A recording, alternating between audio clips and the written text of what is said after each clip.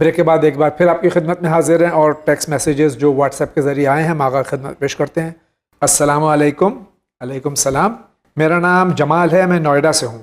میرا سوال یہ ہے کہ جب کسی کی موت ہونے والی ہوتی ہے تو اس کے پیروں کا رخ قبلے کی طرف کر دیا جاتا ہے، اور جب انتقال ہو جاتا ہے قبر میں لٹایا جاتا ہے تو داہنی طرف کروٹ تھوڑی لے کے قبلے کی طرف منہ کر دیا جاتا ہے، ایسا کیوں؟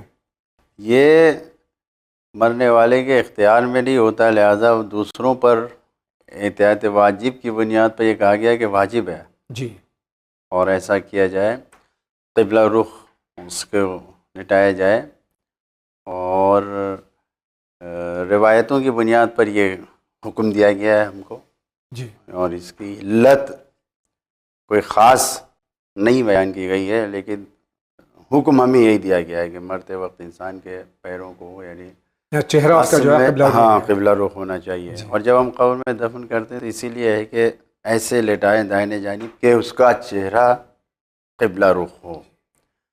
بہرحال ہر حالت میں انسان کو قبلہ رخ اپنے اعمال کو انجام دینا چاہیے۔ روایت میں ہے کہ جب انسان بیٹھے بھی تو کوشش کرے قبلہ رخ ہو کے بیٹھے، خیر الجلوس الاستقبال روایت ہے، یعنی بہترین بیٹھنا یہ ہے کہ انسان قبلہ رخ بیٹھے۔ تو ہم اپنے کاموں میں بھی، اپنی دکان پہ، ڈیوٹی پہ، کہیں پہ بھی ایسا ہو کہ ہم قبلہ رخ ہو کے بیٹھیں، جس میں خود بخود ایک عبادت اور ثواب ہے قبلہ رخ بیٹھنا۔ ہو سکتا ہے اس کی علت یہ بھی ہو کہ خدا نہ موت کا کوئی بھروسہ نہیں، اس وقت موت آ جائے تو ہمارا چہرہ جو قبلہ رخ ہو۔ جی ہو سکتا ہے۔ جی، السلام علیکم۔ علیکم السلام۔ I am Baqir. My fast friend is a regular drinker, یعنی ان کے جو خاص دوست ہیں وہ بہت ہی مسلسل شراب پیتے ہیں، اور یہ 25 سال سے ان کی دوستی ہے، لیکن یہ ان کے سامنے شراب نہیں پیتے ہیں دوست، تو کیا ان سے دوستی رکھنا صحیح ہے یا ان سے دوستی ختم کر دی جائے؟ شرابی سے کسی بھی قسم کی دوستی رکھنا جائز نہیں ہے، حرام ہے۔ السلام علیکم۔ علیکم السلام، میرا نام اکبر علی نقوی ہے، کانپور سے ہوں۔ میرا سوال یہ ہے کہ جس لباس کو پہن کر ہم نماز پڑھتے ہیں اس لباس کا خمس اگر نہ نکالا گیا تو کیا نماز قبول ہے؟ اگر بغیر خمس نکالے ہوئے پیسے سے لباس کو خریدا گیا ہے جی تو نماز صحیح نہیں ہے۔ السلام علیکم۔ علیکم السلام، جناب میرا سوال یہ ہے کہ گیلی باڈی پر بھی غسل ہو سکتا ہے کیا؟ ہم جیسے نہا کر باڈی صاف کر کے غسل کرتے ہیں یا اسی طرح سے جیسے یا وضو کرتے ہیں تو چہرہ اگر گیلا ہے تو اس پہ وضو ہو جائے گا کیا؟ چہرہ وضو میں سوکھا ہونا چاہیے تاکہ ہمیں پتہ چلے کہ ہم نے کیا، لیکن غسل میں اپنی باڈی کو صاف کر کے کثافت میل نکال کے، اور اب جب تو اس میں بھی یہ ہمیں یقین ہونا چاہیے کہ جسم کے پورے ہر حصے تک پانی پہنچا ہے، لہٰذا اگر گیلا بھی ہے تو کوئی حرج نہیں، پانی پہنچنا چاہیے، غسل کی یہ شرط ہے، غسل صحیح۔ ہاں، وضاحت اور فرما دیں کہ میں وضو کر رہا ہوں اور میں نے باہر سے آیا ہوں اور چہرہ اپنا میں نے دھو لیا، جی، ایک بار دو بار چہرے پانی ڈالا، تیسری بار میں نیت کر کے وضو کی نیت سے، تو میرا چہرہ تو گیلا تو وضو تو ہو جائے گا نا؟ وضو ہو جائے گا، لیکن شرط یہی ہے کہ ہمیں مطمئن ہونا چاہیے کہ ہم نے نیت کر کے، یعنی نیت کر کے اور پانی پورے چہرے تک پہنچا دیا ہے۔ سوکھا رہتا ہے تو انسان کو پتہ چل جاتا ہے کہ کہاں پہنچا کہاں نہیں پہنچا۔ بہت بہت شکریہ۔ السلام علیکم۔ علیکم السلام۔ بسم اللہ الرحمن الرحیم۔ میرا سوال ہے کہ میں شفٹ ڈیوٹی جاب کرتا ہوں، جاب کا ٹائم 2 بجے سے رات 10 بجے تک ہے اور میں رات 11:15 بجے گھر پہنچتا ہوں، تو رات کو کتنے بجے تک مغرب عشاء کی نماز پڑھ سکتا ہوں؟ مومن احسان علی گجرات سے سوال کر رہے ہیں۔ آدھی رات تک، نصف شب تک انسان کے لیے مغرب اور عشاء کا وقت ہے، اور میں سب کے لیے بتا دوں کہ نصف شب آدھی رات نکالنے کا پیمانہ یہ ہے کہ مغرب یعنی جو غروب کا وقت ہے اور جو صبح کی اذان کا وقت ہے، ان دونوں کے بیچ کا جو وقفہ ہے یہ آدھی رات کہلاتا ہے۔ مثال کے طور پر اگر 6 بجے غروب ہو رہا ہے اور پھر 10 بجے 5 بجے صبح میں، تو 11 گھنٹے کا وقت، 11 گھنٹے کا وقت ہے، یا 4 بجے صبح میں ہے تو 10 گھنٹے کا وقت ہے، تو آپ 6 بجے اور 4 بجے کے بیچ جو آپ کا 10 گھنٹے کا وقت ہے اس کا 5 گھنٹہ بنا لیں، 6 5 11 بجے رات کو آدھی رات ہو جائے گی، یہ نصف شب ہے۔ تو مغرب اور عشاء کا حالت عادی میں، یعنی جب انسان نارمل ہے تو نصف شب تک وقت. لیکن اگر کوئی مضطر ہے، پریشان ہے، سفر میں ہے، اچانک پہنچا اور آدھی رات گزر چکی ہے، تو نمازان صبح سے پہلے تک پڑھ سکتے ہیں. لیکن عام حالات میں نصف شب تک مغرب اور عشاء کا وقت ہے. السلام علیکم. علیکم السلام.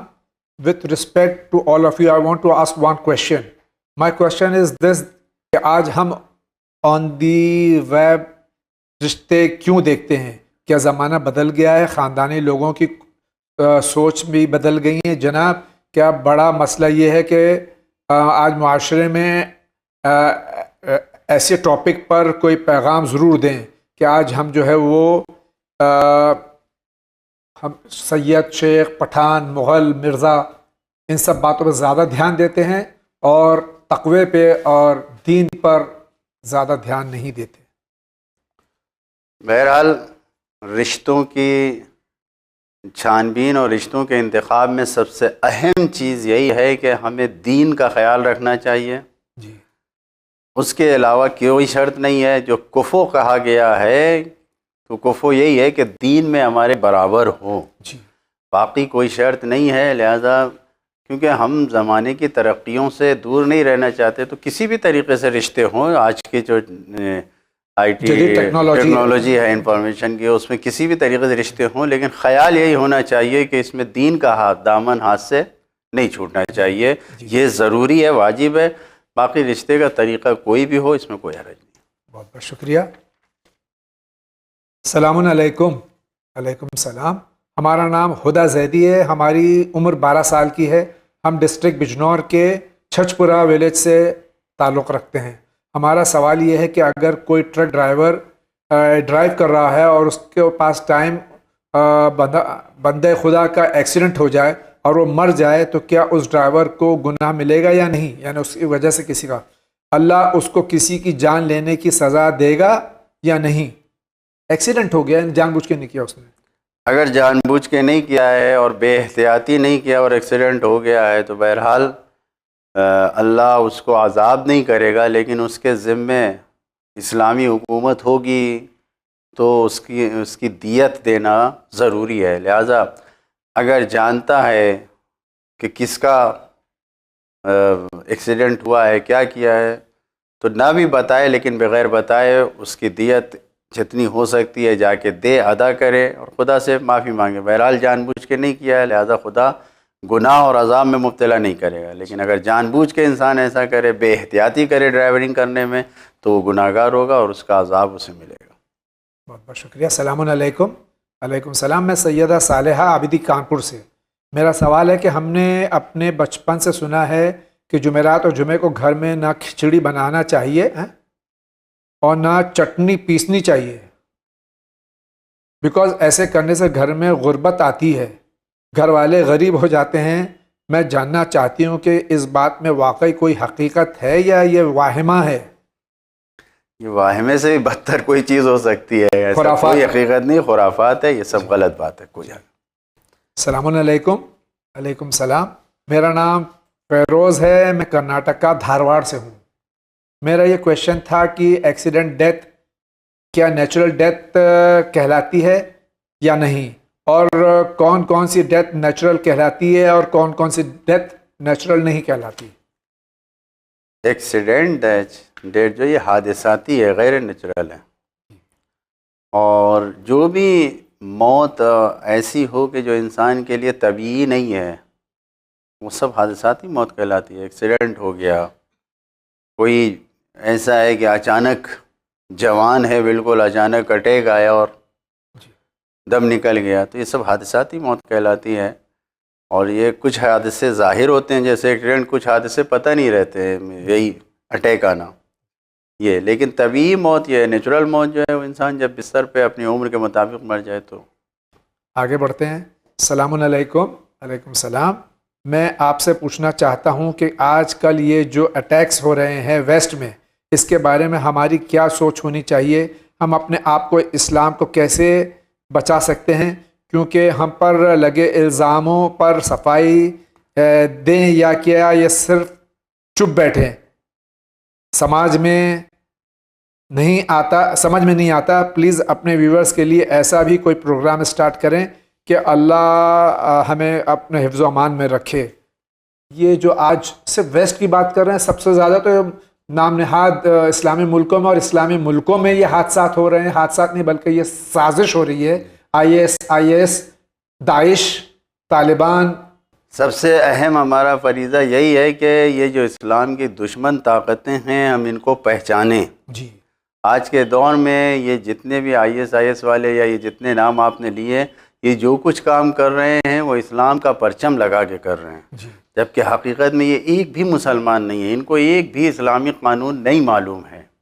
یہ سب تحقیق شدہ بات ہے کہ جو یورپ اور امریکہ کے جیلوں میں قیدی تھے ان کو لا کے ان کی داڑھی بڑی بڑی کی گئی، ان کو صرف اللہ اکبر کہنا سکھایا گیا اور ان کو مسلمان کا چہرہ بنا کے اور لباس پہنا کے یہ بھیجا ہی اسی لیے گیا ہے کہ وہ ساری دنیا میں اسلام کے نام کو خراب کریں، تاکہ دوسری قومیں جو اسلام کی طرف آ رہی ہیں وہ نہ آئیں۔ حقیقت میں یہ ایک بھی مسلمان نہیں ہے، کیونکہ سچا مسلمان اس قسم کا کام نہیں کرتا۔ اسلام کا نام جو ہے وہ کیا ہے؟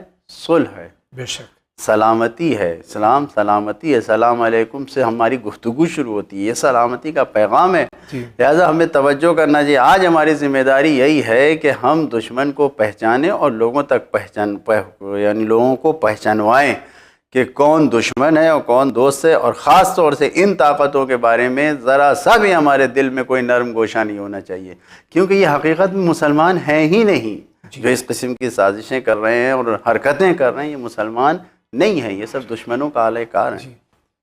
السلام علیکم۔ علیکم السلام۔ میرے شوہر شراب پیتے ہیں، استغفر اللہ، میں نے انہیں اپنی طرف سے بہت سمجھانے کی کوشش کی لیکن وہ نہیں مانتے ہیں، پلیز مجھے ان کی اس بری عادت کو دور کرنے کے لیے کوئی روحانی طریقہ بتائیے، علاج بتائیے۔ یقیناً روحانی طریقے سے ایسی عادتیں نہیں جاتی، اس کے لیے یہی ضروری ہے کہ جو ان کی ضرورت ہے جو اس کو پورا کیا جائے، اور جو نقصانات ہیں اگر وہ سمجھ سکتے ہیں تو دنیاوی اعتبار سے اس کے نقصانات کو بیان کریں، اور اگر قرآنی تعلیمات کو تھوڑا بہت بھی سمجھ سکتے ہیں تو قرآن کی آیتیں بتائیں کہ جس میں یہ کہا گیا ہے کہ اس میں نقصانات ہیں، اس میں عذاب ہے۔ اور یقیناً یہ کیونکہ مختلف روایتوں میں بار بار یہ کہا گیا ہے کہ شرابی کے اوپر جنت حرام ہے، شرابی کے اوپر رزق حرام ہے، بہت سی چیزیں جو ہے وہ شرابی سے محروم کی گئی ہیں۔ تو اس کے علاج کے لیے سے بہتر یہ ہے کہ ان کو سمجھایا جائے، روکا جائے۔ بہرحال اس میں کوئی فائدہ نہیں ہے۔ چھٹے امام سے کسی نے سوال کیا تھا کہ شراب کے ذریعے سے شفا مل رہی ہے، تو امام نے کہا کہ نجس میں خدا نے شفا نہیں قرار دیا ہے، لہذا یہ جھوٹی بات ہے کہ تھوڑا سا پی لینے سے تسلی ہو جاتی ہے۔ نہیں، تسلی، تسکین، دل کو اپنے آپ کو سکون دینا انسان کو شراب کے ذریعے نہیں، اللہ کے ذکر سے تسکون ہے۔ بے شک۔ السلام علیکم۔ علیکم السلام، میرا نام مزمل ہے۔ میرا سوال ہے کہ اسٹاک ایکسچینج میں ٹریڈ کرنا صحیح ہے یا نہیں؟ اسٹاک ٹریڈنگ سے جو پروفٹ آتا ہے وہ حلال ہے یا حرام ہے؟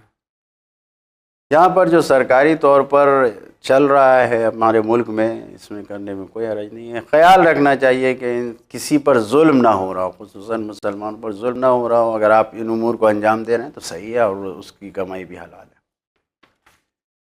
میں کولکتہ سے ہوں، میرا سوال یہ ہے کہ اگر نماز میں کوئی غلطی ہو گئی ہے تو سجدہ سہو کے کرنا بھول گیا تو پھر کیا کرنا چاہیے؟